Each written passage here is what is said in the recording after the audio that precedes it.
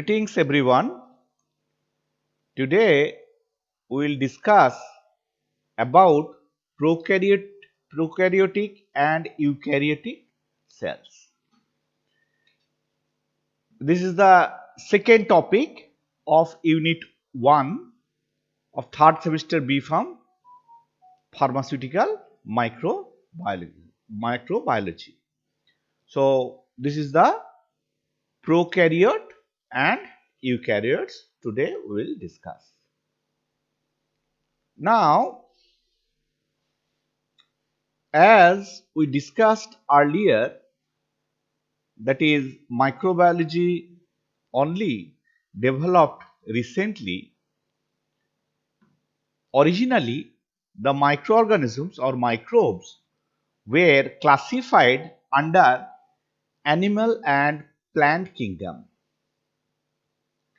The classification was not satisfactory because microorganism contains characteristics of both plant and animal. Scientist Haeckel proposed a third kingdom which is called Protista. These Protista are unicellular or coenocytic organism capable of living independently. That is, the unicellular means single cell and coenocytic means multiple nucleus are present in a same cell. So that is the protista. They are unicellular or coenocytic. That is the first thing, and second thing is they are capable of living independently. So there are two types of protista. One is lower protista, which is nowadays called prokaryotes. So these are the primitive cells. These are the primitive cells. That is, in the process of evolution, they came first. And the second category is higher protista, which is called eukaryotes or developed cell. That means in the process of evolution, they came after the lower protista. So now what is prokaryotes then? Prokaryotes, it is also lower protista. Prokaryotes are unicellular organisms that lack an envelope enclosed nucleus. That means the prokaryotic cells do not have a nucleus. Instead, they have nucleoids. That is a circular DNA is present. The prokaryote name derived from Greek word pro, which means before or early, karyons means nut or kernel. So that is the prokaryote. This is the primitive cell. The nucleus is not enveloped, and they came first in the process of evolution. Eukaryotes, these are the organisms which have a nucleus enclosed within a nuclear envelope. So their name came from the Greek word eu, which means well or good, and karyon means nut and kernel. So these are the prokaryotes and eukaryotes. Now what are the characteristics of prokaryotes? The prokaryote cells, they have following features. Nucleoid, as I told you, they do not have a nucleus. In place of nucleus like formation is there, that is called nucleoid. It contains a circular DNA. So this is there, you can see ribosome. Ribosomes are responsible for protein synthesis. These are small granules present throughout the cells, ribosomes. Cell wall, they have a cell wall surrounding the plasma membrane, above the cell membrane. So that is the cell wall. The cell wall give protection from the outside environment, they also give a rigid structure. Then comes cell membrane, as you see, plasma membrane or cell membrane, this one. So every prokaryotic has a cell membrane, also known as plasma membrane, that separate the cell from the outside environment. Then comes your capsule. You see, capsule, flagella, fambry, pili, these things are not present in all prokaryotes. However, many prokaryotes contains one or more characteristic, more of these characteristics. So what are capsules? That is the jelly-like formation outside the cell, outermost. This is the outermost layer. Capsule, as you see, this is the outermost layer. The capsule helps bacterium to attach the surface. It also gives protection to the bacteria in adverse environment. Then fambry. Fambry are thin hair-like structure. Small, so it is not there in the diagram. Fambry, small hair-like formation. Like the vegetable is there, bitter gourd. You have seen they have some spike in their surfaces. So like that, in some prokaryotic cells they have fambry. Pili are small rod-shaped formation, that is called pili. So in sexual reproduction of prokaryotic cells, the pili has important role. And flagella, long hair-like formation. These are flagella. These tail-like formation, they can swing and help in the movement of the prokaryotic cell. Example of prokaryotic cells are bacteria and archaeobacteria. These are the example of prokaryotic cells. So now we will discuss about the second type of cells, that is the eukaryotic cells. Eukaryotic cells, they are much more larger than the prokaryotic cells. They have size around 10 to 100 micrometer, and these cells are very much complex, unlike prokaryotic cells. The most eukaryotics are multicellular organisms. However, unicellular organisms are there. So microorganisms mostly are unicellular, and also they are like fungi, algae, they are multicellular also. Within an eukaryotic cell, each membrane bound structure carries out specific cellular function.